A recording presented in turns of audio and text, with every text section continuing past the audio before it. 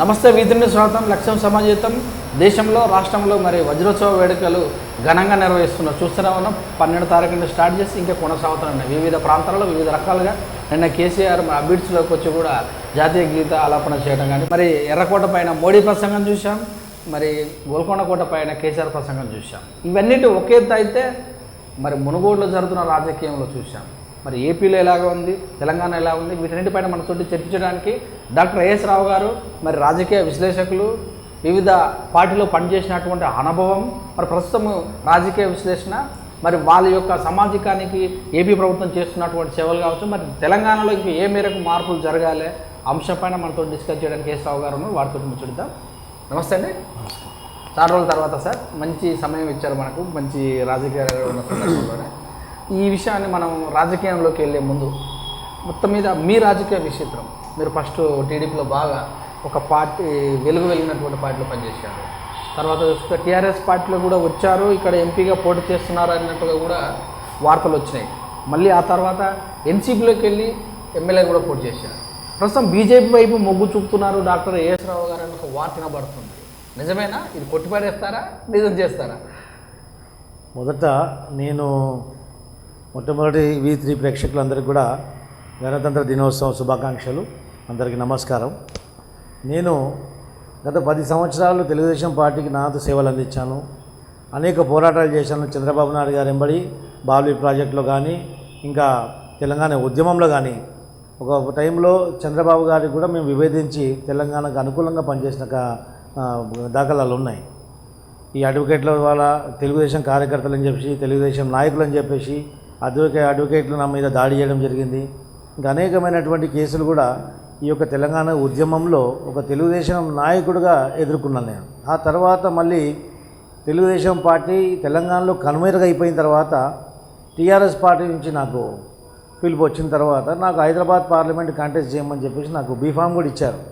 అనివార్య కారణాల వల్ల కొంతమంది లంచగొండులు ఆ రోజు టికెట్లు అడ్డం పెట్టుకొని వ్యాపారాలు చేయడం వల్ల అది నచ్చక టీఆర్ఎస్ పార్టీ నుంచి ఆ రోజు బీఫామ్ నా బీఫామ్ నేనే చేతులాలు చించేసి వాళ్ళ ముఖం మీద ఇసడం జరిగింది. ఆ వ్యక్తి ఈరోజు వేరే పార్టీలలో ఈరోజు వేరే పార్టీలలో ఒక వేరే స్థానాలలో ఉన్నాడు. ఈ పేరు చెప్పకూడదు, కానీ అలాంటి పరిస్థితులు ఎదుర్కొన్నప్పుడు టీఆర్ఎస్ విభజించి బయటకు వచ్చాను. ఆ తర్వాత మళ్ళీ కాంగ్రెస్ పార్టీలో మళ్ళీ ప్రస్థానం స్టార్ట్ చేశాను. గ్రేటర్ హైదరాబాద్ వైస్ ప్రెసిడెంట్గా కూడా నేను సేవలు అందించాను. ఆ తర్వాత కార్వాన్ నియోజకవర్గంకు నేను ఆస్పిరెంట్గా ఉండి కార్వాన్లో పలు కార్యక్రమాలు కానీ గ్రేటర్ హైదరాబాద్ లెవెల్గా మొత్తం కాంగ్రెస్ పార్టీని బలోపేతం చేయడానికి నా వంతు కృషి కూడా నేను అందించడం జరిగింది. ఆ తర్వాత టికెట్కి వచ్చేసరికి మళ్ళీ ఇక్కడ ఎంఐఎం యొక్క ప్రభావం, ఒక మైనార్టీ సెల్ అనేది ప్రతి పార్టీలో కూడా ఉంటుంది. ఈ మైనార్టీ సెల్స్ అనేది, ఈ ముస్లిం మైనార్టీ సెల్స్ ప్రతి పార్టీలో ఉన్నప్పటికీ కూడా వీళ్ళు పనిచేసేది ఉండేది మాత్రం పార్టీలలో, ఏ పార్టీలో ఉంటే ఆ పార్టీ జెండా పట్టుకుంటారు. కానీ ఇంటర్నల్గా ఒక స్లీపర్ సెల్స్ లాగా ఎంఐఎంకే పనిచేస్తారు. ఈరోజు ఏ ఒక్క పార్టీకి కూడా ఈ మైనార్టీ సెల్స్ అనేది పనికిరాని సెల్స్. ఇది నేను అన్ని పార్టీలలో నా యొక్క సొంత అనుభవం. మొన్నటి కూడా చూడండి, నేను కాంగ్రెస్లో ఉన్నప్పుడు నన్ను కాదని చెప్పేసి మైనార్టీ నాయకులను ఎంఐఎం నుంచి విభేదించి ఎంఐఎం నుంచి వచ్చినటువంటి నాయకులు అని చెప్పేసి వాళ్ళకి టికెట్లు ఇవ్వడం జరిగింది. యాక్చువల్గా ఎంఐఎం నుంచి విభేదించి రాలేదు వాళ్ళు, ఎంఐఎం ద్వారానే ఉసగలిపి ఇక్కడ పంపించి ఒక స్లీపర్ సెల్స్ లాగా కాంగ్రెస్లోకి ప్రవేశించి కాంగ్రెస్లో టికెట్లు తీసుకొని కాంగ్రెస్ని ఓడించి ఎంఐఎంకి బలం చేకూర్చారు. సో ఇలాంటి పార్టీలకు ద్రోహం చేసే వాళ్ళు, నైతిక విలువలు లేనటువంటి వాళ్ళు ఈ మైనార్టీ సెల్స్లలో ఉంటారు. మైనార్టీ సెల్స్ అధ్యక్షుల్లాగా వ్యవహరిస్తారు. ఒక పార్టీ కాదు, అన్ని పార్టీలలో కూడా. ఆ తర్వాత మళ్ళీ కాంగ్రెస్లో టికెట్ దొరికినప్పుడు నేషనలిస్ట్ కాంగ్రెస్ పార్టీ కొంచెం ఇక్కడ పార్టీ స్థాపిస్తారని చెప్పేసి వచ్చిన తర్వాత నేషనలిస్ట్ కాంగ్రెస్ పార్టీ తరఫు నుంచి రాజేంద్ర నగర్ నియోజకవర్గానికి ఎమ్మెల్యేగా పోటీ చేయడం జరిగింది. ఆ తర్వాత మా యొక్క కుల సంఘంకి నేను వైస్ ప్రెసిడెంట్ని, ఉపాధ్యక్షునిగా రాష్ట్ర వ్యాప్తంగా కూడా జిల్లాల కమిటీలు బలోపేతం చేస్తూ గత 4 సంవత్సరాల నుంచి కుల సంఘంలో యాక్టివ్గా పాల్గొంటూ మా యొక్క సంఘీలో ఉన్నటువంటి సమస్యలు కూడా ప్రభుత్వ దృష్టికి తీసుకురావడం జరుగుతుంది. ఈ కుల సంఘం గురించి మొత్తం అన్ని డిస్టిక్లలో కూడా మా జిల్లా కమిటీలు వేసి మా యొక్క సంఘాన్ని బలోపేతం చేసి ప్రభుత్వం నుంచి రావాల్సినటువంటి రాయితీలు, మా యొక్క హక్కు ప్రభుత్వం పైన పోరాడడానికి నా వంతు ప్రయత్నం నేను చేస్తున్నాను. సో బీజేపీకి వచ్చే అవకాశాలు ఏంటి పరిస్థితి? బీజేపీకి వచ్చే అవకాశాలు అంటే ఇప్పుడు గత 6 నెలల క్రితం మీరు చూశారు తీనుమాన్ మల్లన్న. ఆయన సమాజంలో యువతను చైతన్యపరచడానికి ఒక యూట్యూబ్ ఛానల్ చిన్న పెద్ద ఛానల్ స్టార్ట్ చేసుకుని తన వంతు ప్రయత్నం ప్రజలు చైతన్యపరచడానికి ఒక ఇండిపెండెంట్గా కేవలం ఒక చిన్న యూట్యూబ్ ద్వారా ఎమ్మెల్సీ కాంటెస్ట్ చేసి ప్రభుత్వాన్ని గడగడలాల్సినటువంటి చరిత్ర ఈ యొక్క ప్రజాస్వామ్యంలో ప్రతి ఒక్క పౌరుడికి ఉంది. ఆ యొక్క ప్రజాస్వామ్య హక్కుతోటి ప్రజల్ని చైతన్యపరచడానికి అలాంటి వ్యక్తి కూడా ఈరోజు బీజేపీ ఒక వేదిక అవుతుందని వెళ్ళిన తర్వాత అక్కడ బీజేపీలో తనకు అనుకున్నటువంటి లక్ష్యాన్ని చేరుకోవడానికి అనుకున్నటువంటి దారులు వెళ్ళడానికి బీజేపీ యొక్క సిద్ధాంతాలు ఆయనకు అనుకూలించకపోవడం వల్ల ఆ పార్టీ సిద్ధాంతాలను వ్యతిరేకించకుండా పార్టీని విభేదించకుండా బయటకు వచ్చి అవుట్ సైడ్ నుంచి బీజేపీకి సపోర్ట్ చేయడం జరుగుతుంది. ఇప్పుడు నా పరిస్థితి కూడా అలాగే ఉంది. బీజేపీలో నేను అనుకున్నటువంటి లక్ష్యంగా నాకు అనుకున్నటువంటి విధంగా ప్రజలు ఏ విధంగా చైతన్యపరచాలని చెప్పేసి నా ఆకాంక్ష మేరకు నాకు అవకాశాలు ఇస్తే నేను బీజేపీలో పనిచేస్తాను తప్ప లేకుంటే ఈ యొక్క సంఘ పరివార్ కానీ ఆర్ఎస్ఎస్ లాంటి సంస్థలకు ఈరోజు అనుబంధ సంస్థగా ఇంకో సంస్థను ఏర్పాటు చేసి ప్యారలల్గా పనిచేయడం జరుగుతుంది. బీజేపీకి అవుట్ సైడ్ నుంచి సపోర్ట్ చేస్తుంది. ఇంటర్నల్గా బీజేపీ నాయకుడిగా మాత్రం నేను ముమ్మాటికి చేరవను. నా ఆశయాలకు అనుకూలంగా లేకపోతే ఒకవేళ నేను అనుకున్నట్టు విధంగా నాకు షరతులకు బీజేపీ నాయకులు ఒప్పుకొని నాకు స్థానం ఇస్తే మాత్రం నేను బీజేపీలో చేరుతాను.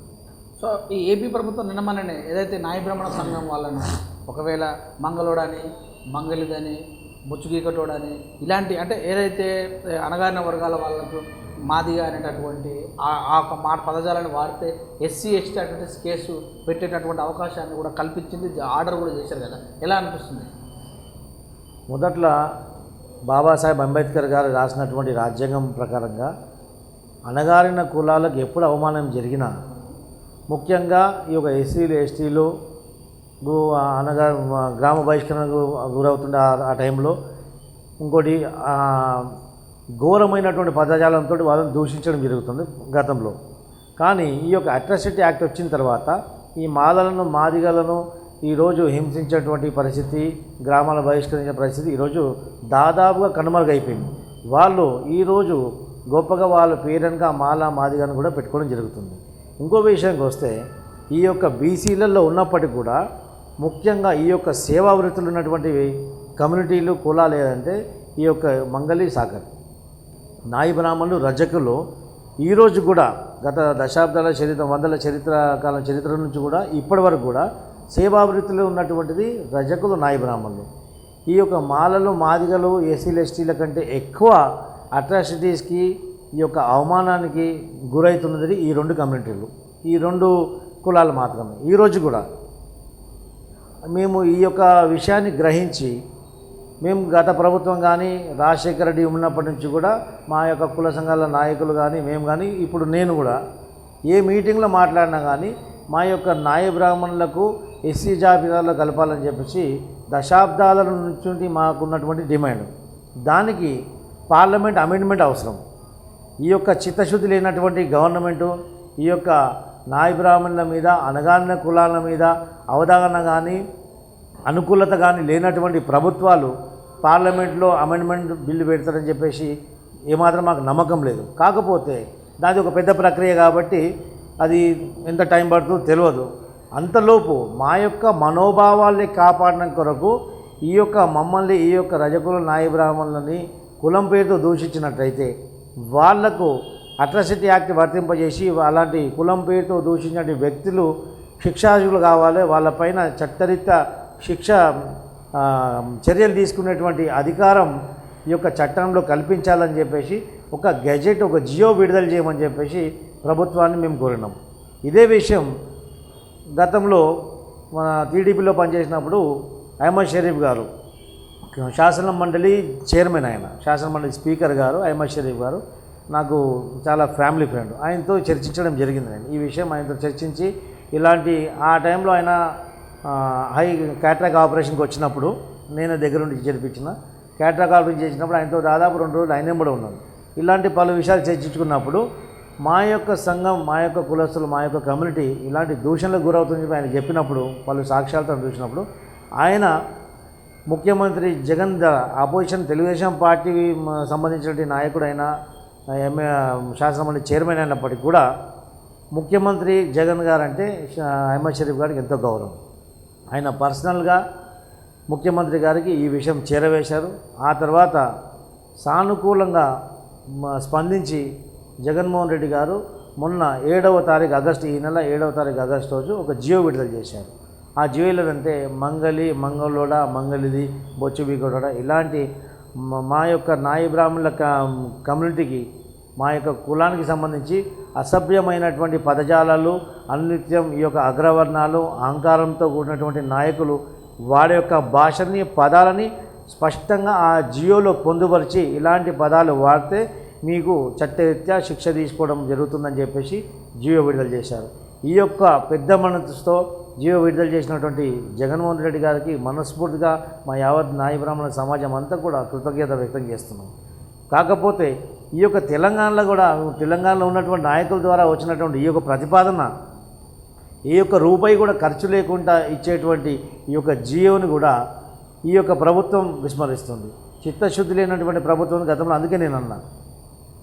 సో ఇదంతా ఒక ఎత్తు అయితే, ఉచిత పథకాలు పెట్టడం వల్ల చాలా నష్టపోతున్నట్టుగా కూడా సుప్రీంకోర్టులో కూడా నిన్న ఈ పట్టణ పడుతున్న ఈ వాదన కూడా జరుగుతుంది.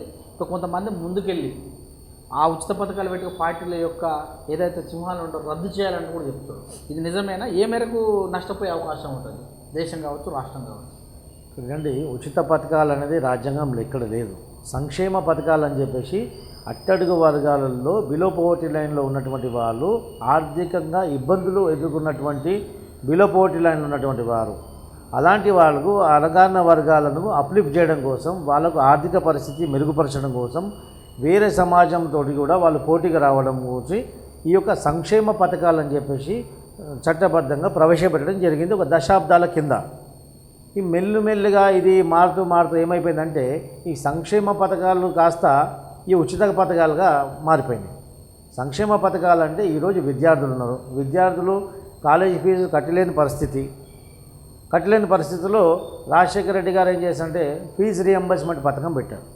ఎందుకంటే గవర్నమెంట్ అంటే విద్యార్థులకు, అణగారిన వర్గాలకు, ఈ ఎస్సీ ఎస్టీ బీసీ వర్గాలకు, బ్యాక్వర్డ్ క్లాస్ వాళ్ళంతా కూడా ఆర్థిక స్తోమత లేనటువంటి కుటుంబాల యొక్క విద్యార్థులకు ప్రభుత్వ కళాశాల కానీ మన పాఠశాల కానీ ఏర్పాటు చేసి ఉచిత విద్య అందించేటువంటి బాధ్యత ప్రభుత్వాన్ని. కాకపోతే ఇన్ఫ్రాస్ట్రక్చర్ కానీ అలాంటి భవనాలు కానీ అప్పటికప్పుడే రావు కాబట్టి ఈ యొక్క ఫీజు రియంబర్స్మెంట్ పథకం అనేది రాజశేఖర రెడ్డి గారు ప్రవేశపెట్టారు. అది కూడా టైం బీయింగ్ ఒక కొంత కాలం వరకే, జీవితాంతం కాదు. ఇప్పటివరకు అయితే ఒక జిల్లాలో 10 స్కూళ్ళు అవసరము, ఆడ 2 ఉన్నాయి. అప్పుడు ఏం చేస్తుంది, అలాంటి ఒక పిల్లలు ఒక 2 స్కూల్లో చదువుకుని ఇంకా 8 స్కూల్లో అటువంటి పిల్లలు ఏం చేస్తారంటే 100 మంది నుంచి 20 మంది పిల్లలు ప్రభుత్వ పాఠశాలలో చదువుకుంటున్నారు. ఇంకా 80 మంది పిల్లలకు అవకాశం లేనప్పుడు అలాంటి పిల్లలకు ప్రైవేటు కళాశాలలో, ప్రైవేటు బడుల్లో చదువుకున్నా కూడా వాళ్ళ యొక్క చెల్లించినటువంటి ఫీజును మళ్ళీ తిరిగి ప్రభుత్వ బాధ్యత కాబట్టి చెల్లించే ఒక ప్రక్రియనే ఫీజు రియంబర్స్మెంట్ పథకం. అది కొంత మటుకు దాన్ని చాలా మటుకు కూడా పిల్లలకు కానీ అణగారిన వర్గాలకు కానీ చదువుకోవడానికి ఆస్కారం కలిగించింది. అక్షరాస్యత నిర్మూలించడానికి అదొక పథకంగా మారింది. దాన్ని ఆసరా చేసుకుంటూ అలాంటి పథకాలు ఇంకా ఎన్నో ప్రవేశపెట్టి ఒక అణగారిన వర్గాలని అభివృద్ధి చేయడానికి గురించి ఆలోచించే యొక్క సంక్షేమ పథకాలంటే అందరూ స్వాగతిస్తారు. కానీ కేవలం మీ యొక్క రాజకీయ అవకాశం కొరకు ఓటర్లని ఆకర్షించి వాళ్ళ యొక్క ఓట్లు పొందడం గురించే మీరు ప్రతిదీ ఫ్రీ అని పెట్టేసి ఈ యొక్క ప్రజలు తమను కష్టంతో చెంతోర్చి వాళ్ళ కష్టార్జితంతో వాళ్ళకు వచ్చినటువంటి లాభార్జనతో లాభం నుంచి కొంత భాగాన్ని ట్యాక్స్గా కట్టి వాళ్ళ యొక్క కష్టాన్ని మీరు ఇష్టం వచ్చినట్టు నీళ్ళలాగా పారబోయడం ఏ యొక్క ప్రభుత్వానికి తగదు. సో మరి మీరు ఇట్లా అంటారు, కరెంటు పేద ప్రజలకు ఇవ్వడము తప్ప, లేకపోతే పింఛన్లు ఇవ్వడం తప్ప, ఇవన్నీ కూడా ఎందుకు ఉచిత పథకాలకి మీరు పోల్స్తారని ప్రభుత్వంలో ఉన్నటువంటి కేటీఆర్ కానీ హరీష్ రావు కానీ విమర్శిస్తున్నారు కదా. ఇప్పుడు పెన్షన్లు ఇవ్వడం తప్ప నేను అనట్లేదు. ఇప్పుడు వృద్ధులకు పెన్షన్ ఇవ్వాలి, వికలాంగులకు పెన్షన్ ఇవ్వాలి, నిరుద్యోగులకు పెన్షన్ ఎందుకండి? ఉద్యోగ బాధ్యతలు, ఉద్యోగం కల్పించే బాధ్యత, అవకాశం కల్పించే బాధ్యత ప్రభుత్వానికి. మీరు ఉద్యోగ కల్పన చేతగాక మీ యొక్క చేతగానితనాన్ని కప్పిపుచ్చుకోవడం కొరకు మీకు నిరుద్యోగ పెన్షన్ అని చెప్పేసి మీరు ఇస్తున్నారు.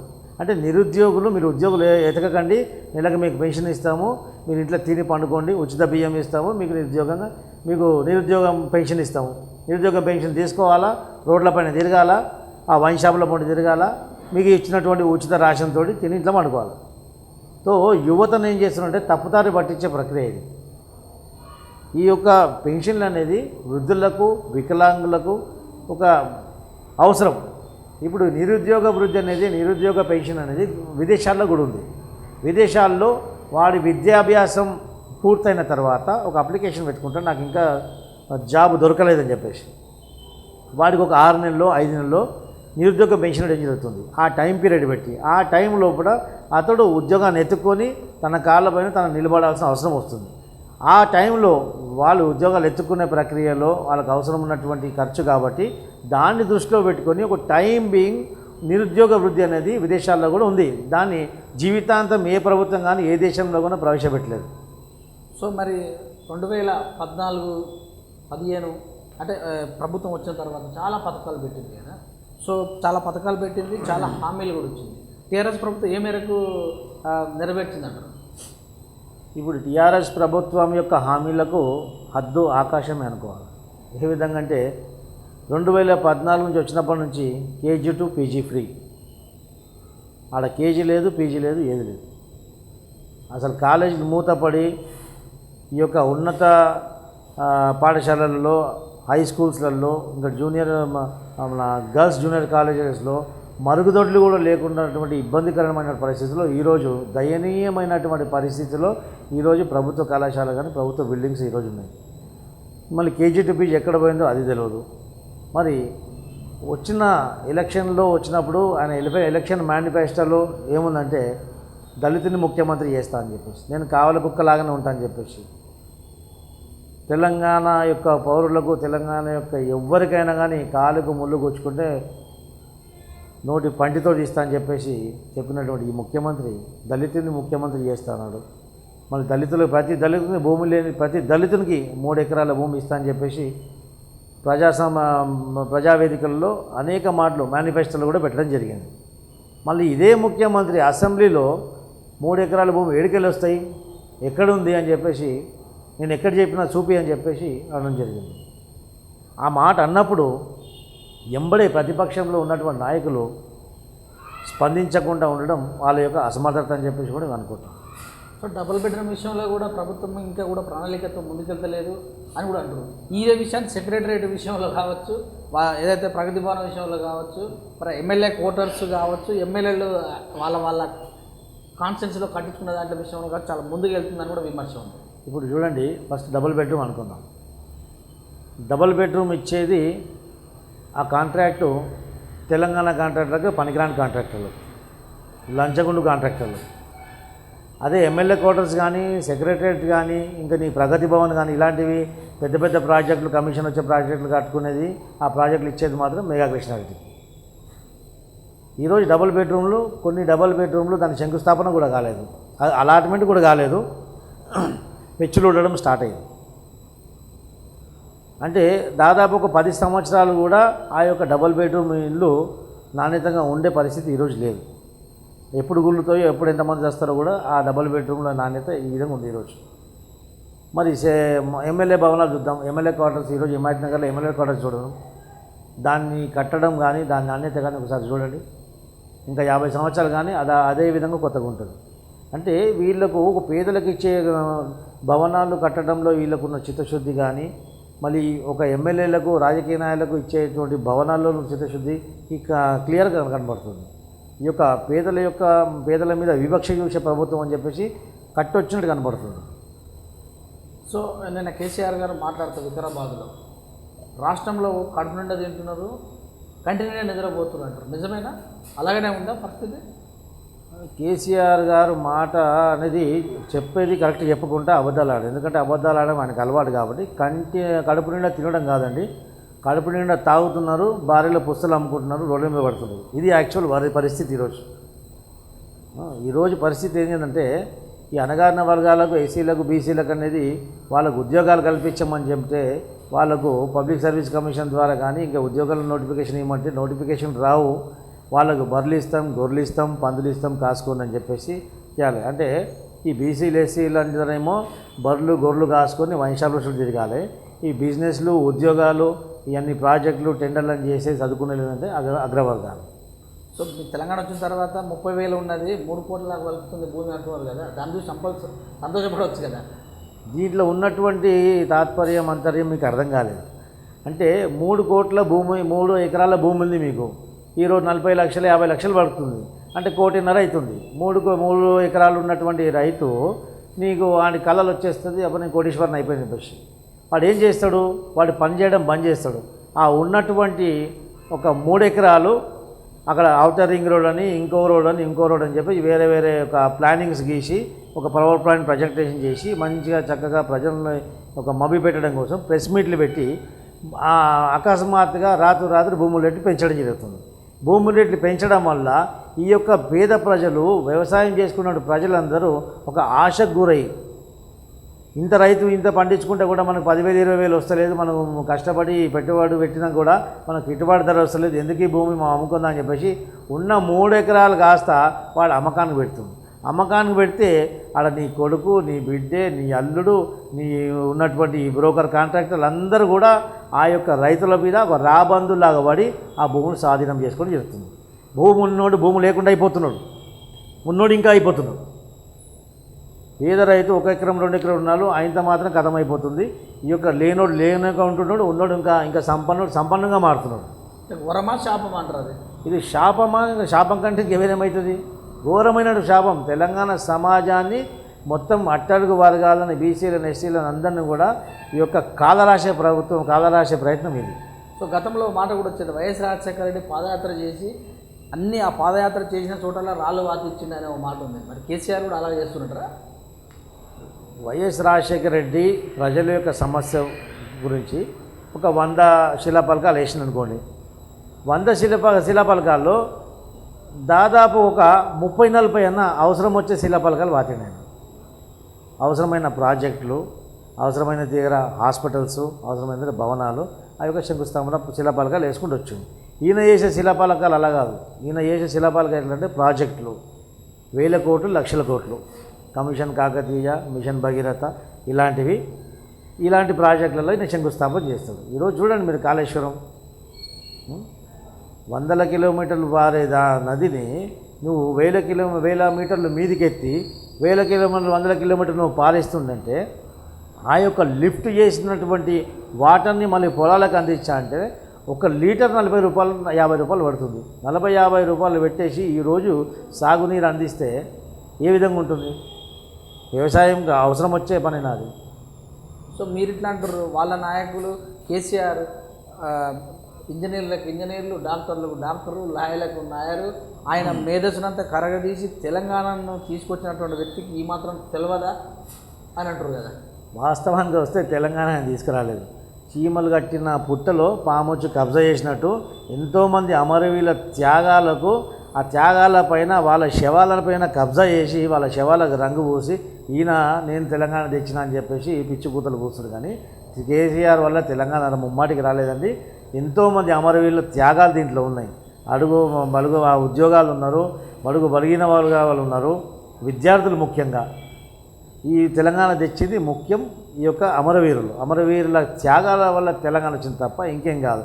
ఇక మళ్ళీ కేసీఆర్ తోపు తురుము అని చెప్పేసి అంతే క్యాబినెట్ మంత్రులు, ఆ డబ్బా కొట్టేవాళ్ళు, ఈ మొగరిళ్ళ నాయకులు, ఈ యొక్క మంత్రులు చెప్పుకుంటారు ఆయన ఇంజనీరు, డాక్టరు, నాయకుడు అని. అసలు చెప్పాలంటే నా తాగుబోతు ఆయన ఏం చేసిందండి? యాక్చువల్ ఉన్న డిజైన్ని ఇంజనీర్ కాకుండా నీ ఒక రాజకీయ నాయకుడు, ఒక ఐఏఎస్ ఆఫీసరు ఎవరో కానీ ప్రాజెక్టుల డిజైన్లు మార్చి నీకు ఇష్టం ఉన్నటువంటి డిజైన్లు చేసుకొని ఒక కాంట్రాక్టర్ ద్వారా చెప్పినటువంటి డిజైన్లు నువ్వు మారిస్తే ఈరోజు దుష్ఫలితం ఎవరికి? ఈరోజు సర్వనాశనం అయిపోయింది కాళేశ్వరం. 1,00,000 కోట్లు ప్రజాధనాన్ని నువ్వు గంగలో వారించింది. దానికి బాధ్యులు ఎవరు?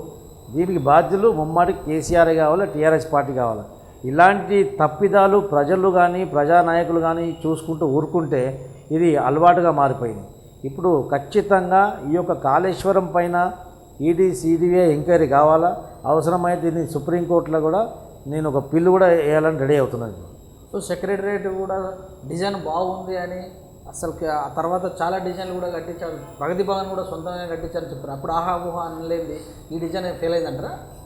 డిజైన్ అంటే ఇక్కడ ఏంటండి, యాక్చువల్లీ ఆ సెక్రటరియట్ అనేది చాలా విశాలమైనటువంటి భవనం. పాత సెక్రటరియట్ ఏదైనా ప్రభుత్వ భవనం కడితే 99 ఇయర్స్ గురించి 99 సంవత్సరాలు 100 సంవత్సరాలు దృష్టి పెట్టుకుని కట్టడం జరుగుతుంది. దాంట్లో ఫైర్ సేఫ్టీ లేదని చెప్పేసి, ఇరుకుగా ఉందని చెప్పేసి అన్ని సాకులు చూపించుకుంటూ, యాక్చువల్లీ ఇంకోటి తెలంగాణకు ఉన్నటువంటి సెక్రటరియట్ కానీ ఆంధ్ర సెక్రటరియట్ అంతా ఖాళీ చేసి వెళ్ళిపోయిన తర్వాత విశాలమైన భవనాలు ఉన్నాయి. ఉన్నటువంటి భవనాలని రినోవేషన్ చేయొచ్చు. ప్రజాధనాన్ని దుర్వినియోగం చేసి ప్రజాధనాన్ని నువ్వు కాంట్రాక్టర్లకు మళ్లించి నీ యొక్క కమిషన్ల గురించి ప్రజల సొమ్ముతోటి కట్టినటువంటి సెక్రటరియట్ని ఇష్టపరంగా నువ్వు కూల్చేసినావు. కూల్చేసిన తర్వాత ఏ యొక్క పబ్లిక్ ప్రాపర్టీ కానీ, ఏ యొక్క ప్రభుత్వ రంగంలో ప్రభుత్వం కడుతున్నటువంటి భవనం కానీ దాని యొక్క ఖర్చును, దాని డీటెయిల్ ప్రాజెక్ట్ రిపోర్ట్ను, దాని డిజైన్ని ప్రజా ఆమోదం గురించి పబ్లిక్ డొమైన్లో ఉండాలి. ఈరోజు నువ్వు అంత గోప్యంగా ఆ సెక్రటరియట్ నిర్మాణం చేయడానికి కారణం ఏంది? దాంట్లో డిజైన్ ఏంది? ఆ డిజైన్ గుమ్మస్లు, మీనార్లు, ఆ లోపల ఏమేమి వేస్తున్నావో ఆ మార్బల్స్ అవన్నీ ఇష్టం వచ్చినట్టు ఒక మహిళలాగా ఒక ప్రజలకు సేవ చేయడానికి అంత యొక్క ఆర్భాటాలు అవసరమా? ఈరోజు ప్రజలు అన్నమా రామచంద్ర అని చెప్పేసి నీళ్లు లేవు, నిధులు లేవు, ప్రజలు అల్లాడుతున్నారు. ఈరోజు ప్రతి ఒక్క తెలంగాణ పౌరుడు లక్షలాది కోట్లాది రూపాయలు నువ్వు అప్పు చేసి తెలంగాణ రాష్ట్రాన్ని అప్పుల కుప్పగా తయారు చేసి నువ్వు అంగు ఆర్భాటాల గురించి ఆ యొక్క 1000 కోట్లు పెట్టి సెక్రటరియట్ నిర్మాణం చేస్తున్నావు. అందులో ఎవరిని పోనీవు, నీ సొంత భవనం కట్టుకుంటున్నట్టు పహారా వేస్తావు, దాంట్లో తాళాలు వేసి నువ్వు నిర్మాణం చేస్తున్నావు. దాని డిజైన్ బయట పెట్టాలి. ఆ గుమ్మస్లు, మీనార్లు అదేం చేస్తున్నావు? ఆ ఏ యొక్క సముదాయం గురించి, ఏ యొక్క సామాజిక వర్గానికి వ్యతిరేకంగా ఉంది ఆ డిజైను? మెజారిటీ సామాజిక వర్గంలో ఇక్కడ ఉండేది హిందువుల మనోభావాలని కించపరిచే విధంగా నీ యొక్క డిజైన్లు ఉంటే తర్వాత ప్రజాధనంతో కట్టినటువంటి సెక్రటరీ మళ్ళీ కూల్చుతారా? ఈ యొక్క మత విద్వేషాలను రెచ్చగొట్టే ప్రయత్నం కేసీఆర్ ముమ్మాటికి చేయబోతున్నాడని చెప్పేసి అందరికి అనుమానాలు ఉన్నాయి. ఆ యొక్క సెక్రటరీ డిజైన్ కూడా ప్రజలలో పెట్టాలా. ప్రజా ఆమోదం పొందిన తర్వాతనే ఆ సెక్రటరీ నిర్మాణం అనేది ముందుకు సాగాల. లేకపోతే ఆ సెక్రటరీ కూడా ఆపాలని చెప్పేసి కూడా ప్రజా సంఘాలు కూడా ఈరోజు ఈవెన్ నేను కూడా ఆ యొక్క పిల్లేయాలని చెప్పేసి హైకోర్టులో మేము ప్రయత్నం చేస్తున్నాం.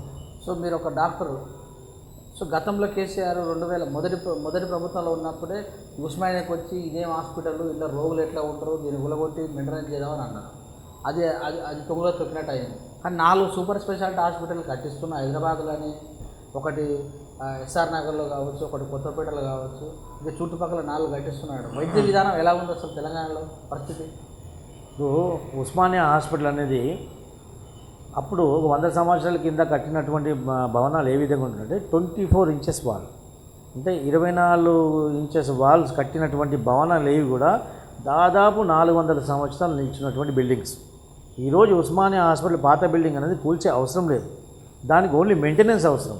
దానికి మెయింటెనెన్స్ లేక పెచ్చులు ఊడడం జరుగుతుంది. దానికి పెచ్చులు ఊడకుండా దాన్ని మెయింటెనెన్స్ చేసి దాన్ని రినోవేట్ చేసి అది ఒక హిస్టారికల్ మాన్యుమెంట్.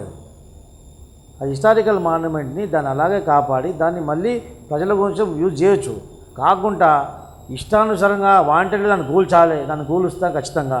ఎందుకంటే అక్కడ సదుపాయాలు లేకపోవడం వల్ల డ్రైనేజ్ వాటర్ కూడా, డ్రైనేజ్ సిస్టమ్ కూడా నువ్వు రిపేర్ చేయకుండా కావాల్చుకొని డ్రైనేజ్ వాటర్ కూడా పేషెంట్ పండుకుంటే బెడ్ లోపలికి వాటర్ లోపలి ప్రవేశించుతుంటే కూడా నువ్వు చూసుకుంటూ విస్మరిస్తుంది. ఇది ఒక అమానుషమైనటువంటి చర్య. ఈ చర్య వెనుక కూడా ఒక అర్థం ఉంది, ఒక మతలబు ఉంది. ఆ మతలబు ఏంటంటే అక్కడ ఓవైసీ గాని హాస్పిటల్ నడవాలా, ఇక్కడ తన కులస్తుని యశోద హాస్పిటల్ నడవాలా. ఈరోజు ఎక్కడ యాక్సిడెంట్ అయిపోయి 108 వెహికల్ ఉన్నా కానీ ఆ 108 వెహికల్ యశోద హాస్పిటల్ తీసుకుపోవాలి, ఇక్కడ ఓవైసీ హాస్పిటల్ తీసుకుపోవాలా, లేకుంటే ఇంకా వేరే ఉస్మానియా హాస్పిటల్ తీసుకోవాలా, ఇంకా వేరే దగ్గరలో ఉన్న హాస్పిటల్కి ఇక్కడ తీసుకుపోదు. యాక్చువల్లీ ప్రతిపాదన ఏంది, 108లో ఎక్కడ వెహికల్ ఉన్నప్పుడు 108లో ఎక్కడ పేషెంట్కి ఉన్నా, ఎక్కడ ప్రజలకు ఇబ్బంది జరిగినా దగ్గరలో ఉన్నటువంటి అది ప్రభుత్వ హాస్పిటల్ కానివ్వండి, ప్రైవేట్ హాస్పిటల్ కానీ వాళ్ళకు ప్రాథమిక చికిత్స కొరకు, ఫస్ట్ ఎయిడ్ కొరకు ఇమీడియట్లీ వాళ్ళు దగ్గర ఉన్నటువంటి ఏ హాస్పిటల్ ఉంటే ఆ హాస్పిటల్ కంపల్సరీ వెళ్ళాలి. అదొక ప్రతిపాదన, దానికి సిద్ధాంతం. అది కాకుండా పోతే నీకు యశోద హాస్పిటల్కి పోవాలి. ఈరోజు 20 కిలోమీటర్ల నుంచి కూడా 108 వాహనాల్లో వచ్చినటువంటి పేషెంట్లు యశోద హాస్పిటల్కి వస్తున్నారు. మళ్ళీ ఆ తర్వాత ఓవైసీ హాస్పిటల్కి పోతున్నారు, మళ్ళీ ఉంటే గవర్నమెంట్ హాస్పిటల్. ఈ విధంగా ఇష్టానుసారంగా వైద్య రంగాన్ని కూడా మొత్తం భ్రష్టు పట్టించే పరిస్థితి ఈరోజు వచ్చింది. ఈరోజు గాంధీ హాస్పిటల్ చూడండి, మొన్న కోవిడ్లో అన్ని అబద్ధాలు, 100 మంది చచ్చిపోతే ఇద్దరు చచ్చిపోయారు అని చెప్పేసి అన్ని తప్పుడు తడకలు రిపోర్ట్లు. ఎన్నిసార్లు సుప్రీంకోర్టు కానీ మన హైకోర్టు కానీ ముట్టకాయలు వేసినా కానీ ఈ సిగ్గురాని ప్రభుత్వం. ఈరోజు కోవిడ్లో లాస్ట్ కోవిడ్లో మీరు ఆంధ్రప్రదేశ్ గవర్నమెంట్తో పోలిస్తే, ఈ తెలంగాణ గవర్నమెంట్ పోలిస్తే ఆంధ్రప్రదేశ్ గవర్నమెంట్ థర్డ్ వేవ్ వస్తుందని చెప్పేసి ఒక సూచనలు, ఒక పుకార్లు రావడంతోనే ఈరోజు జగన్మోహన్ రెడ్డి అక్కడ ఆంధ్రాలో ప్రతి జిల్లాలో కూడా ఆక్సిజన్ డెవలప్మెంట్ ప్లాంట్స్ పెట్టాడు. ఆక్సిజన్ డెవలప్మెంట్ ప్లాంటు సిబ్బందిని ఏదో చాలా పర్ఫెక్ట్గా పకడ్బందీగా మేనేజ్ చేశాడు. ఇక్కడ అడిగే నాదులు లేడు. శవాలు చచ్చిపోయి శవాలు వారం రోజు గాంధీ హాస్పిటల్లో కుళ్ళిపోయిన పరిస్థితి ఈరోజు మనం అందరూ చూసాం. సో ఇలాంటి పరిస్థితి ఈ వైద్య రంగంలో ఉన్నటువంటి పరిస్థితి ఏ విధంగా ఉంది. ఇంకో ఈ కమిషన్ల కొరకు నేను పెద్ద Telangana institute of medical sciences అని చెప్పేసి గచ్చిబౌలిలో ఉన్నటువంటి స్టేడియాన్ని దాన్ని హాస్పిటల్ చేసి అందులో ఏం లేవు. కోవిడ్ టైంలో అక్కడ వెళ్తే ఆ హాస్పిటల్ ఏం లేవు, ఒక సెక్యూరిటీ గార్డు 2 కుక్కలు ఉన్నాయి. రేవంత్ రెడ్డి గారు అప్పుడు విజిట్ చేసినది అందరికీ తెలుసు. అలాంటి ప్రజలని పిచ్చోళ్ళని చేసి ప్రెస్ మీట్లు పెట్టి ప్రజలను పిచ్చోళ్ళని చేయడంలో కేసీఆర్ ఎక్స్పర్ట్. ఈ వైద్య రంగం మొత్తం తెలంగాణ రాష్ట్రంలో కుంటుపడిపోయింది. సో కేసీఆర్ కిట్ ఇస్తున్నామని మహిళలకు, ప్రస్తుత హాస్పిటల్కి జనాలు పెరిగారు. ప్రైవేట్ హాస్పిటల్స్ అసలు ప్రస్తుత హాస్పిటల్ చాలా తక్కువ అయిపోయినాయి. పౌష్టికాహార కిట్స్ కూడా ఇస్తామని ఆ వైద్య ఆరోగ్య శాఖ హరీష్ రావు చెప్పాడు కదా నిన్న. ఇప్పుడు మీరు ఒకసారి చూడండి, ఏ ప్రభుత్వం టీచింగ్ కాలేజీలో కానీ గవర్నమెంట్ హాస్పిటల్ కానీ మీకు రిక్రూట్మెంట్సే లేవు. సిబ్బంది రిటైర్మెంట్ అయిపోయిన తర్వాత రిక్రూట్మెంట్స్ లేవు. అక్కడ 10 మంది పనిచేసేది ఒకరే పని చేస్తున్నారు. 10 మంది సీనియర్స్ ఉండే దగ్గర ఒకటే సీనియర్స్ ఉన్నారు. ఆపరేషన్స్ అంతా ఎవరు చేస్తున్నారు? ఉన్నటువంటి పీజీలు చేస్తున్నారు. ఆ పీజీల చేతిలో చదిపోకుండా వాళ్ళు తెలియక వచ్చి రాని ఆపరేషన్ల వల్ల పేషెంట్లు దుర్మరణం చెందుతున్నారు. ఇప్పుడు గవర్నమెంట్ హాస్పిటల్ పోవాలంటే చాలామంది వణుకుతున్నారు. అప్పులు చేసుకొని ఉన్న సొమ్ములు అమ్ముకొని ఆస్తులు తాకట్టు పెట్టుకొని ఈరోజు ప్రైవేట్ హాస్పిటల్ అడ్మిట్ అవుతున్నారు.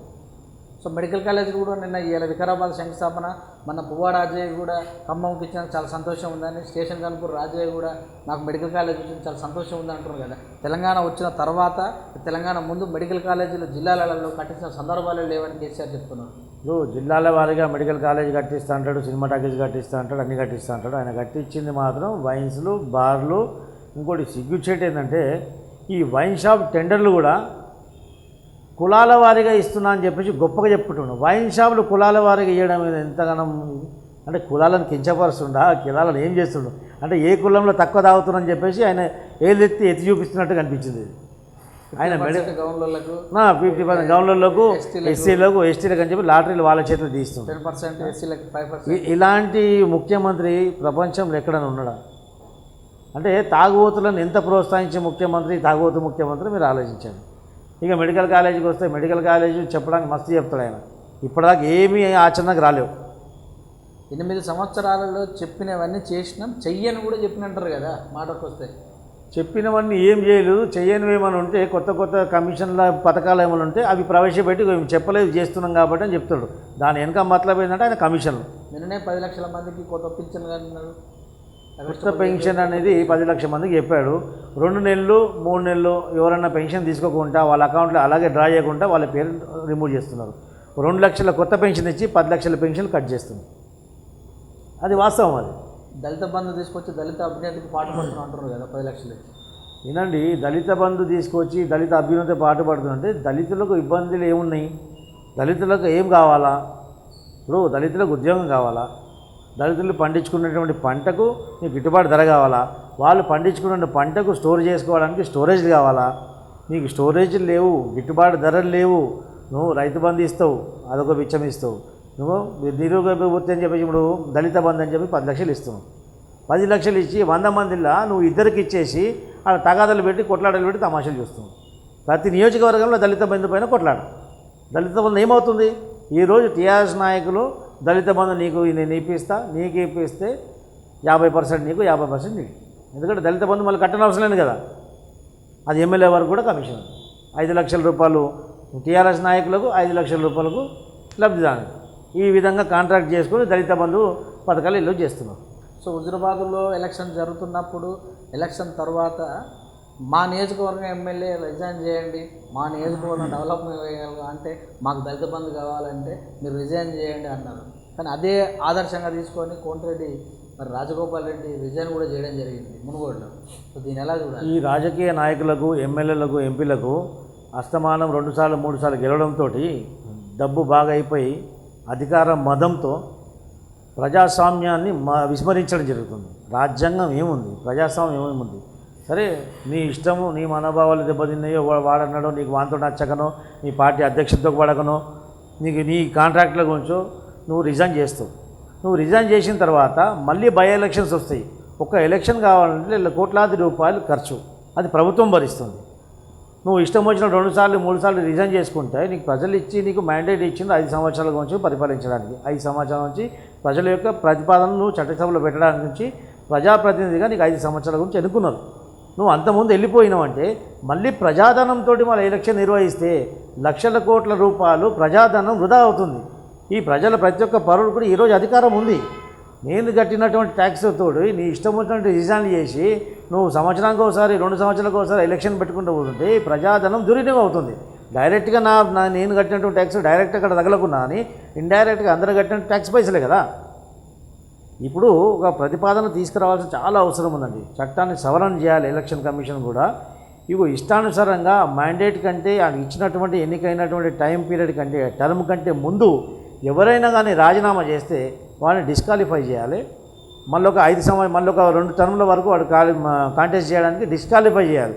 లేదా మళ్ళీ వచ్చేటువంటి ప్రభుత్వానికి బై ఎలక్షన్కి అయ్యేటువంటి ఖర్చుని ఆ యొక్క క్యాండిడేటే భరించే విధంగా ఈ యొక్క ప్రతిపాదన తీసుకొస్తే ఇగో రిజైన్లు ఇష్టం ఉన్నట్టు రిజైన్ చేస్తున్న పథకాలు ప్రకటించు, ఈ యొక్క ఫ్రీ పథకాలు తీసేసి ఇలాంటి ప్రతిపాదనను రిజైన్ చేస్తే నిన్ను మళ్ళీ ఏమంటారు డిస్క్వాలిఫై చేసే ఒక ప్రతిపాదన మళ్ళీ తీసుకొస్తే ఈ ఫ్రీ పోతుంది, వాడు రిజైన్ చేయడు, ప్రజాధనం దుర్యోగం కాదు.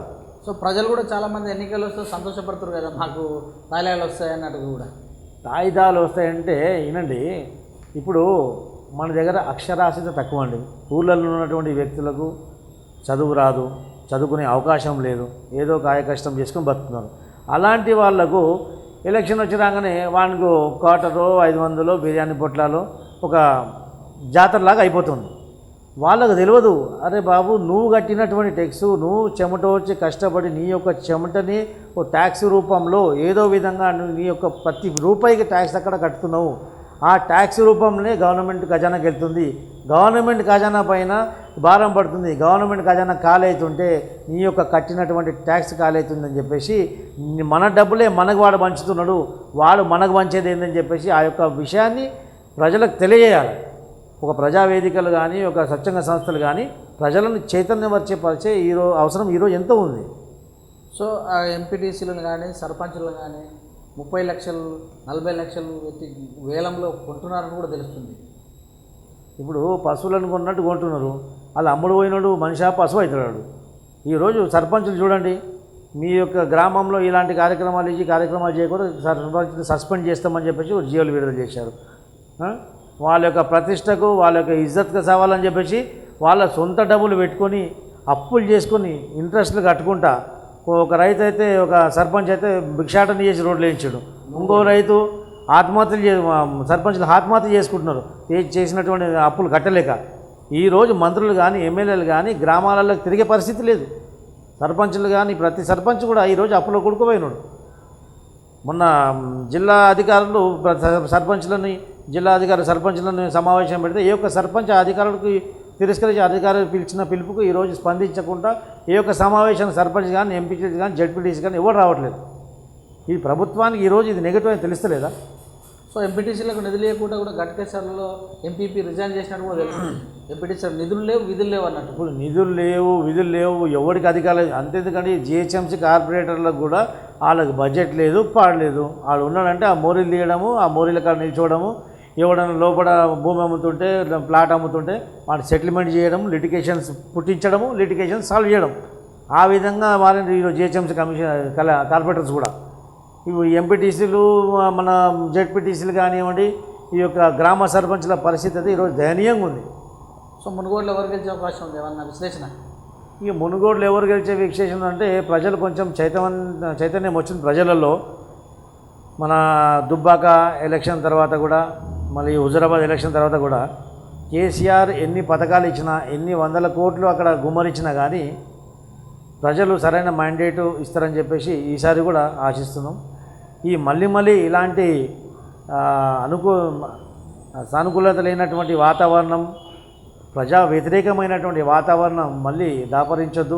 ఇలాంటి బై ఎలక్షన్స్ మళ్ళీ రావడం వల్ల ప్రజాధనం దుర్వినియోగం అవుతుందని చెప్పేసి ఈరోజు రావద్దని మనం కోరుకుంటున్నాం. సో బండి సంజయ్ ప్రజా సంగ్రామ యాత్ర 3వది చేస్తుంటే పాలకుర్తి అంటే జనగాం జిల్లాలో ప్రవేశించిన సందర్భంగా అక్కడ టీఆర్ఎస్ కార్యకర్తలకు బీజేపీ కార్యకర్తలకు మధ్య గొడవ కూడా జరిగింది. సో ప్రజాస్వామ్యంలో ప్రతిపక్షాలు తిరగొద్దా? ప్రజాస్వామ్యంలో అధికార పక్షం తప్పు చేస్తే ప్రతిపక్షం విమర్శించాలా, విమర్శించి ప్రజల దృష్టికి తీసుకొచ్చినప్పుడు ఆ పాలిస్తున్నటువంటి పరిపాలన చేస్తున్నటువంటి ప్రభుత్వం చిత్తశుద్ధితో, ఒక భయంతో, క్రమశిక్షణతో పనిచేసే అవకాశం ఉంటుంది. ఇది ప్రజాస్వామ్య ప్రక్రియ. కానీ ఈ యొక్క ప్రజాస్వామ్య ప్రక్రియని తుంగలో దొక్కిందని చెప్పేసి వాళ్ళ మనసాక్షికి తెలుసు. వాళ్ళు చేస్తుంది ముమ్మాటికి A to Z అన్ని తప్పులు తడకలే అని చేస్తున్న కమిషన్ పనులే కాబట్టి వాళ్ళ కమిషన్లు, వాళ్ళు చేస్తున్నటువంటి అవినీతి బయటకు వస్తుందని చెప్పేసి ఈరోజు ప్రజా సంఘాలని కానివ్వండి, ప్రజలను కానివ్వండి, ప్రతిపక్ష పార్టీలను కానీ ఒక పిలిపించి ఒక పర్యాటకు వెళ్తామని చెప్తే హౌస్ అరెస్టు. ఏ నియోజకవర్గం నాయకుడు కూడా, ఒక పార్లమెంట్ నియోజకవర్గంలో ఉన్నటువంటి నాయకుడు తన పార్లమెంట్ పరిధిలో ఉన్నటువంటి అవకతవకలు పరిశీలించడానికి వెళ్తే కూడా అతను హౌస్ అరెస్టు. ఇక పక్కా నియోజకవర్గంలో తలదూర్చడం అయితే దేవుడగా, కానీ తన సొంత నియోజకవర్గంలో కూడా గెలిచినటువంటి మన ప్రతిపక్ష పార్టీ నాయకులను కూడా ఈరోజు నిర్బంధం చేసే పరిస్థితి ఈరోజు వచ్చింది. ఒక నియంత పాలన ఇక్కడ జరుగుతుంది. సో మా పాలన సుపరిపాలన, మా పాలనలో మత ఘర్షణలు లేవు, మా పాలనలో అసలు బంధులే లేవు అని చెప్తుంటే మీరు ఇలా చెప్తున్నారు. సో బంధువులు లేవంటే అప్పుడు ఆ టైంలో కమ్యూనికేషన్ అనేది చాలా తక్కువ. ఓన్లీ ప్రింట్ మీడియా ద్వారానే కమ్యూనికేషన్ ఉండే. అందులో అక్షరాస్యత తక్కువ కాబట్టి సమాజంలో ఏం జరుగుతుందో అట్టడుగు వర్గాల వాళ్ళకు అందేది కాదు. ఎవరో ఒక ప్రజానాయకుడు కానీ, ఎవరో ఒక మతతత్వ నాయకుడు కానీ ప్రజలను ఉసగొల్పి మత కులాలు సృష్టించే సమయం అది. కానీ ఇప్పుడు ప్రతి ఒక్కడు, ఒక ఆటో నడిపిస్తోడు కానీ, ఒక ఛాయ్ అమ్ముకునే వ్యక్తి కూడా ఈరోజు సోషల్ మీడియాలో యాక్టివ్ అయినాడు. సోషల్ మీడియా ప్రభావం చాలా ఉంది. ఎక్కడ ఏం జరుగుతుందో, ఒక ఛాయ్ అమ్ముకునే వాడికి, ఒక రోడ్డు పైన పండ్లు అమ్ముకునే వాడికి ఈరోజు కాశ్మీర్లో ఏమవుతుంది, కన్యాకుమారిలో ఏమవుతుంది, పక్కన యూక్రెయిన్లో ఏమవుతుందని చెప్పే పరిస్థితి ఈరోజు మనకుంది. కమ్యూనికేషన్ అనేది చాలా పెరిగింది కాబట్టి, ఈ యొక్క మీడియా కూడా చాలా అడ్వాన్స్ అయిపోయింది కాబట్టి ఈరోజు మత కల్లోలాలు సృష్టించాలనుకున్నా కానీ మత కల్లోలాలు సృష్టించే అవకాశం ఈరోజు లేదు. ప్రజల్లో చైతన్యం వచ్చింది. కానీ ఈ యొక్క ప్రభుత్వము సొంత డబ్బా కొట్టుకుంటూ మేము సేఫ్ పాలన చేస్తున్నామని చెప్పి కాదు. ఈ యొక్క ప్రభుత్వం రజాకార్ల ప్రభుత్వం. ఈ యొక్క కేసీఆర్ని వీలైతే, నాకు వీలైతే ఇట్లా కేసీఆర్ని డిఎన్ఏ చేయాలి. ఖచ్చితంగా కేసీఆర్ డిఎన్ఏ, ఆ కాసిం రజ్వీ డిఎన్ఏ ఒకటి ఉంటుంది. కాసిం రజ్వీ ఏ విధంగా పరిపాలించాడో, ఏ విధంగా ప్రజలని అవమానించాడో, ఏ విధంగా అణగారిన వర్గాలని, ముస్లిమేతరులని కోశాడో, అదేవిధంగా ఈరోజు అవమానకరమైనటువంటి పరిస్థితిలో ఈ యొక్క టీఆర్ఎస్ ప్రభుత్వం, టీఆర్ఎస్ పాలన కొనసాగుతుంది. ఒక విషయం, మనము రాజ్యాంగంలో మనము ఓటు వేసి ఒక వ్యక్తిని ఎన్నుకొని అతన్ని గెలిపించి మనము అతన్ని ప్రజాప్రతినిధిగా, ఒక ఎమ్మెల్యే అన్నా కానీ, ఎంపీ అన్నా కానీ, ఒక ఎమ్మెల్సీ అన్నా కానీ, రాజ్యసభ మెంబర్ అన్నా కానీ, ఒక ప్రజాప్రతినిధిగా మనం గెలిపించి మన యొక్క సమస్యలు మన తరపున ఆ యొక్క చట్టసభలలో మన వాణి వినిపించడానికి మనం అపాయింట్ చేస్తున్నటువంటి ఒక ప్రజాప్రతినిధి, మన యొక్క సేవకుడు మాత్రమే. ప్రజాప్రతినిధి ఈరోజు ప్రజాసేవకుడు. కానీ ఆ యొక్క ప్రజాసేవకుడు ఈరోజు ప్రజాభక్షకుడిలాగా మారాడు, ప్రజాశాసకుడిలాగా మారాడు. ఏ విధంగా అంటే గెలిచిన వ్యక్తి ప్రజలకు అందుబాటులో ఉండాలి 24/7. కానీ ఈరోజు ఏమవుతుంది, ఒక ఎమ్మెల్యే స్థాయి నుంచి, ఒక కార్పొరేటర్ స్థాయి నుంచి, ఎమ్మెల్యే స్థాయి నుంచి ముఖ్యమంత్రి వరకు గెలిచిన ప్రతివాడు తాను ఒక రాజు అనుకుంటున్నాడు. ప్రజలకు జవాబుదారీగా ఉండాల్సినటువంటి ప్రజాప్రతినిధి ఈరోజు ప్రజలకి కనుమరుగైపోయాడు. కానీ ప్రజలకు కనుమరుగు విడిచిపెట్టండి, ఏ యొక్క క్యాబినెట్ ద్వారా నిర్ణయాలు చేసుకుంటూ ప్రభుత్వం ముందుకెళ్లాలో ఆ క్యాబినెట్ మంత్రులు కూడా ఈరోజు ముఖ్యమంత్రిని కలిసే పరిస్థితి లేదు. అంటే ఈ యొక్క నియంత్రిత పాలన జరుగుతుంది, ఈ యొక్క రాజరికమైనటువంటి పరిపాలన నడుస్తుంది ఈరోజు తెలంగాణలో. సో ఎప్పుడు చూసినా క్యాబినెట్ మినిస్టర్ తోటి సమావేశాలు పెడుతుంటాడు కదా కేసీఆర్, మరి వాళ్ళు వెళ్ళట్లేదు లోపలికి? క్యాబినెట్ మినిస్టర్ ఏ విధంగా ఉంటుందంటే, క్యాబినెట్ సమావేశం అంటే రేపు క్యాబినెట్ సమావేశం, కీలక సమావేశం. అది కూడా క్యాబినెట్ మంత్రులందరూ ఏం చేస్తారంటే 4 గంటలకు అని చెప్పేసి ప్రెస్ మీట్ పెడతారు. క్యాబినెట్ సమావేశం రేపు అంటే రేపు క్యాబినెట్ సమావేశం 1 గంటల నుంచి సమావేశం జరుగుతుంది. 4 o'clock క్యాబినెట్ సమావేశం తర్వాత ముఖ్యమంత్రి గారు ప్రెస్ మీట్ ఉంటుందని 4 గంటలకు పెడతారు. 12:30 నుంచి ఒక్కొక్కటి మినిస్టర్ అందరూ లోపలికి వెళ్తూ ఉంటారు. ఎందుకంటే మీడియా లోపల కూడా మీడియాని ఎవరు అలౌ చేయాలి. ఆ గేట్ వద్దనే చూపిస్తుంటారు ప్రతి మీడియా కూడా, పలానా మంత్రి వెళ్తున్నాడు, పలానా మంత్రి వెళ్తున్నాడు అని చెప్పేసి ఎమ్మెల్యే ప్రధానమంత్రి మొత్తం వెళ్తారు. ఆ క్యాబినెట్ మినిస్టర్ అందరూ వెళ్తారు లోపలికి. 1 నుంచి 12:30 నుంచి 1:30 వరకు అక్కడ చేరుకుంటారు. చేరుకున్న తర్వాత ఆ యొక్క హాల్ ఉంటుంది ముంగట. ముఖ్యమంత్రి గారు ఉండే భవనం ఇంకోటి వేరే, బయట ఒక వెయిటింగ్ హాల్ ఉంటుంది. ఆ వెయిటింగ్ హాల్లో ఈ యొక్క క్యాబినెట్ మంత్రులందరూ ఏ యొక్క డిపార్ట్మెంట్ గురించి, ఏ యొక్క శాఖ గురించి క్యాబినెట్ సమావేశం అనేది కూడా ఆ యొక్క వచ్చినటువంటి క్యాబినెట్ మంత్రులకు కూడా తెలియదు. ఆడ కూర్చొని అందరూ మాట్లాడుకోవాలా, ఈరోజు రాత్రి ఎక్కడ పత్తలాడదాము, నీ చైన్ మంచిగా ఉందా, నీ ఉంగరం మంచిగా ఉందా, ఏ హోటల్ మంచిగా ఉంది, ఎక్కడ భూములు ఉన్నాయి, ఏ బిల్డర్ ఎంత కాంట్రాక్ట్ ఇస్తాడు, ఏ బిల్డర్ ఎంత కమిషన్ ఇస్తాడు, ఒక బిల్డర్ నంబర్లు తీసుకోవడం, ఈ యొక్క చిట్ చాటింగ్ జరుగుతుంది 2 గంటలు 3 గంటలు. ఆ తర్వాత పెద్ద ఆయన వస్తాడు 2-3 గంటల తర్వాత, ఏం రాబాయ్ వచ్చిండ్రా, వచ్చింది, సరే ఆయనే డిసైడ్ చేస్తాడు స్టేజ్ అని గౌడు కూర్చోాలి, పక్క గౌడు కూర్చోాలి.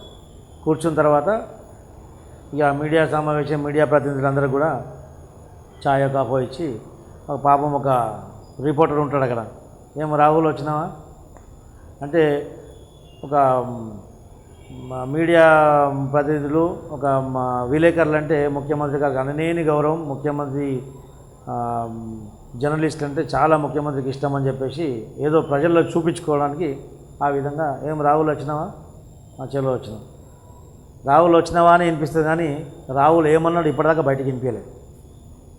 ఆ విధంగా ఆయన చెప్పాల్సింది ముక్కు రాసుకుంటాను, ఎత్తి రాసుకుంటా, ఊపుకుంటా అని చెప్పేస్తాడు. 2 జోకులు, ఒకరిని పొగడడం, ఒకరిని తిట్టడం. ఆ మీడియా సమావేశం అదొక మిమిక్రీ షో లాగా ముగిస్తుంది. ఇది క్యాబినెట్ సమావేశం, క్యాబినెట్ నిర్ణయం. ఆ నిర్ణయాలు ఏడు జరుగుతాయో, కేసీఆర్ ఇంట్లో, ఆ కమిషన్ ఇచ్చేవాడి కాంట్రాక్టర్ ఇంట్లో, అది మొత్తం క్యాబినెట్ నిర్ణయం కానీ, క్యాబినెట్ నోట్ కానీ, తీర్మానం మొత్తం అక్కడ జరిగిపోతుంది. క్యాబినెట్ మంత్రికి, తన శాఖకు ఉన్నటువంటి క్యాబినెట్ మంత్రికి కూడా ఏ నిర్ణయం జరుగుతుంది, ఏం క్యాబినెట్ ప్రతిపాదన కూడా ఎవరికి తెలియదు, తెలిసే పరిస్థితి కూడా లేదు ఈరోజు. సో గతంలో కేసీఆర్ ఏ ప్రెస్ మీట్ పెట్టినా ఏమన్నా వరాలు కురిపిస్తారేమో అని, ఏమైనా సబ్జెక్ట్ చెప్తారేమో అనుకునేవాళ్ళు. ఇప్పుడు కేసీఆర్ ప్రెస్ మీట్ అంటే మోడీని ఈసారి ఏ రీతిలో తిడతాడో అన్నట్టు అనిపిస్తుంది. ఎందుకు అసలు ఏం చెడిపోయిందంటారా ఇద్దరి మధ్యలో? చెడిపోయేది కాదండి. ఇప్పుడు తెలంగాణ ప్రజలను ఏ విధంగా చేసినంటే, ఆకలితో అలమాడుతున్నటువంటి తెలంగాణ ప్రజలు, ఆకలితో ఉన్నవాడికి ఏం చేస్తుంటే మొక్కుకు నెయ్యి పూసి, ఇక ఇప్పుడు బిర్యానీ దమ్ పెట్టినా ఉడుకుతుంది, బిర్యానీ అందరు బిర్యానీ మీద కారం అనేది ఎందుకు తింటారా, ఇక నెయ్యి వాసన చూడని మొక్కుకు నెయ్యి పూసి మొత్తం మన బిర్యానీ వాసన చూపిస్తుంటాడు. ఆడ ఆకలితో చచ్చిపోవాలి. ఆ పరిస్థితి ఈరోజు తీసుకొచ్చాడు. అప్పు చేస్తేనే కానీ, ప్రజలకు మా ప్రభుత్వ భూములు అమ్ముతే కానీ ఈరోజు జీతాలు ఇచ్చే పరిస్థితి లేదు. ఈరోజు 17వ తారీఖు ఇంకా 4 జిల్లాలకు ఈరోజు ప్రభుత్వ ఉద్యోగులకు జీతాలు రాలేవు ఈరోజు కూడా. సో ఇలాంటి పరిస్థితి ఈరోజు తెలంగాణ నెలకొంది. అప్పులు చేస్తుంటే, ఇష్టానుసారంగా అప్పులు చేస్తుంటే కేంద్ర ప్రభుత్వం దాని మీద ఒక నియంత్రణ విధించింది. నీకు అప్పులు చేసే లిమిట్ అంతా అయిపోయింది, ఇష్టానుసారంగా అప్పులు చేసి ఈడ జీతాలు ఇవ్వడానికే డబ్బులు లేవు. రైతులకు పండించినటువంటి ధాన్యాలు రోడ్లో పోసుకొని వర్షానికి నాని అలా మొలకెత్తుతుంటే గుండె బాదుకొని చచ్చిపోయినారు ఆ కుప్పలపైన వండుకొని. అలాంటి పరిస్థితి ఈడ ఉంటే నీకు సిగ్గు శరం లేకుండా పంజాబ్ పోయి రైతులకు 3-3 లక్షలు పంచొస్తావా? ఇప్పుడు బుద్ధున్న ముఖ్యమంత్రినా, సిగ్గున్న ముఖ్యమంత్రినా? సో ఇలాంటి పరిస్థితి ఇక్కడ నెలకొంది. ఇంకా నీకు ఎక్కడ అప్పు పుట్టట్లేదు. ఆర్బీఐ కూడా నీకు అప్పు చేయొద్దని చెప్పేసి అప్పు పుట్టట్లేదు. ఏ కార్పొరేషన్ కూడా గిరి పెట్టడానికి లేదు. నీకు అప్పు లేదు. ఈరోజు రాష్ట్రంలో ఏమంటారు, ఇన్కమ్ లేని పరిస్థితి ఈరోజు జరిగింది. రాష్ట్రంలో ఉన్నటువంటి ఇన్కమ్ అంతా నీ ఇష్టం వచ్చినట్టు ఖర్చు పెట్టావు. ఈరోజు జిహెచ్ఎంసీలో కూడా వందలాది కోట్లాది బడ్జెట్ ఫండ్ ఈరోజు ఉండే జిహెచ్ఎంసీ ఫండ్ కూడా లేకుండా మొత్తం ఖాళీ చేసి పడేసి.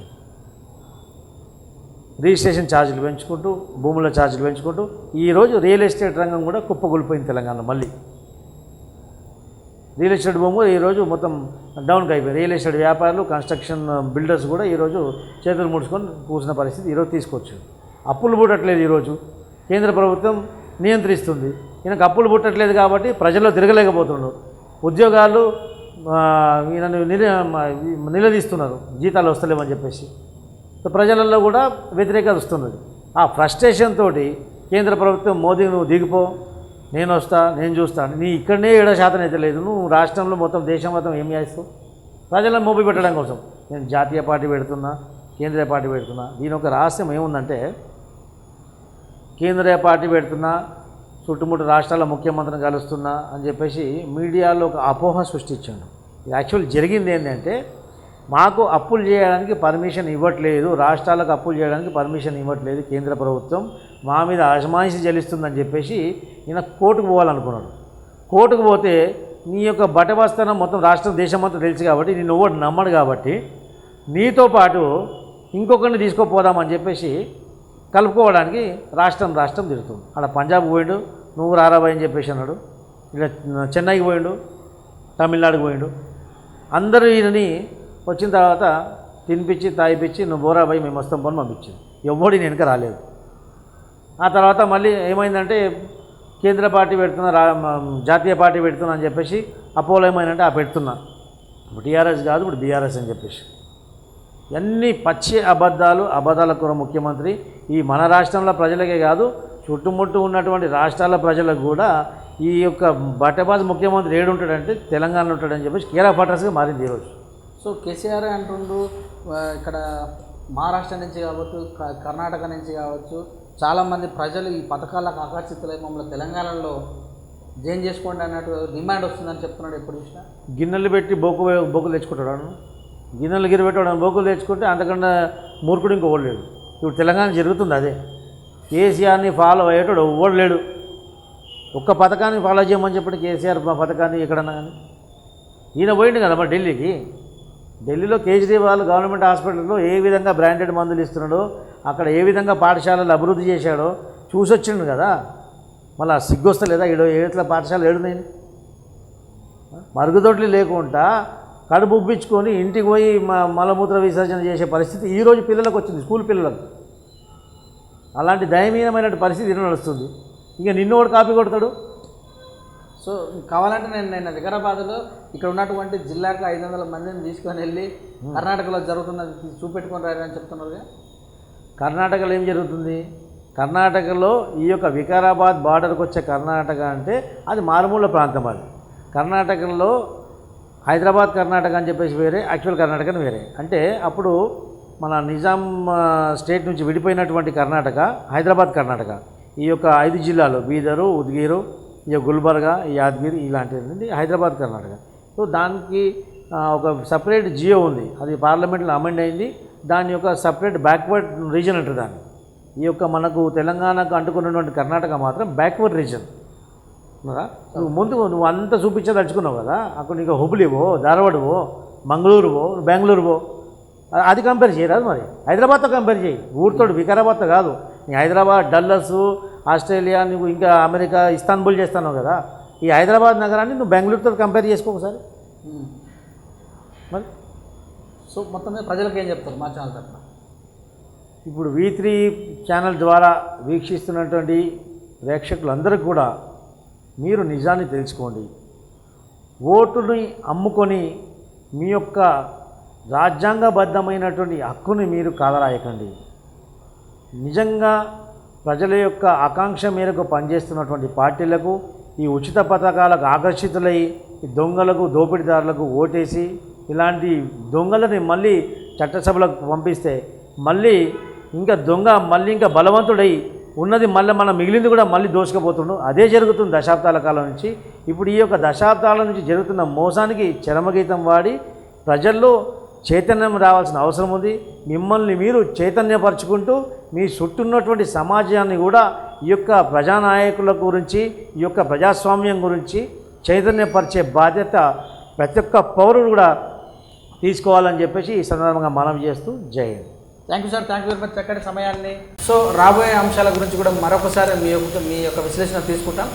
ఇదండి మరి ఈరోజు మరి సత్యం హాస్పిటల్స్ సిఎండి, అలాగే రాజకీయ పార్టీలో పనిచేసినటువంటి అనుభవం, పాలిటిక్స్ విశ్లేషకులు కావచ్చు, వివిధ సామాజిక సమస్యలపైన విశ్లేషించే వ్యక్తి కావచ్చు, మనతో ఈరోజు చాలా డిస్కషన్ చేశారు. మరొక అంశంతో మీ ముందుకు వస్తాం. అంతవరకు చూస్తున్నట్టు లక్ష్యం సమాజ హితం.